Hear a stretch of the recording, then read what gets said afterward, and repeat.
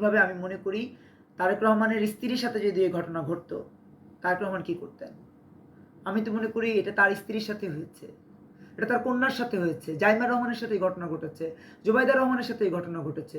তারেক রহমানের উচিত একজন রাজনীতি সচেতন নাগরিক হিসেবে উই হ্যাভ এ প্ল্যান, এই বক্তব্য যেহেতু তিনি দিয়েছেন, তার উচিত এই ব্যাপারটি খুব দ্রুত সময়ের মধ্যে সমাধান করা। আইএসদের মতো নারী বিদ্বেষী এবং নারীদের উপরে হামলাকারী, ধর্ষক, নিপীড়কদেরকে দ্রুত আইনের আওতায় আনা। তা না হলে আলটিমেটলি কিন্তু জুবাইদা রহমানও নিরাপদ নয়।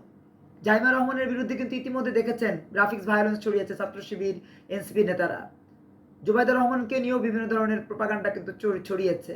অতএব এই সব জালিম যারা মুক্তিযুদ্ধ বিরোধী, দেশ বিরোধী, ধর্ম বিরোধী, মানবতা বিরোধী, সমাজ বিরোধী, সুশিক্ষা বিরোধী এবং সত্যিকার অর্থেই বাংলাদেশের মাটি ও মানুষের বিরোধী, তাদের বিরুদ্ধে অ্যাকশন নেওয়া। প্রথমত আস্তিনের সাপ জামাত ইসলাম, আস্তিনের সাপ এনসিপি, আস্তিনের সাপ খেলাফত মজলিস, আস্তিনের সাপ এইসব জুলাই জঙ্গি যেগুলো রয়েছে সকলগুলোর রাজনীতি এবং সাংগঠনিক সিস্টেম নিষিদ্ধ করে দেওয়া তারেক রহমানের প্রথম এবং প্রধান দায়িত্ব।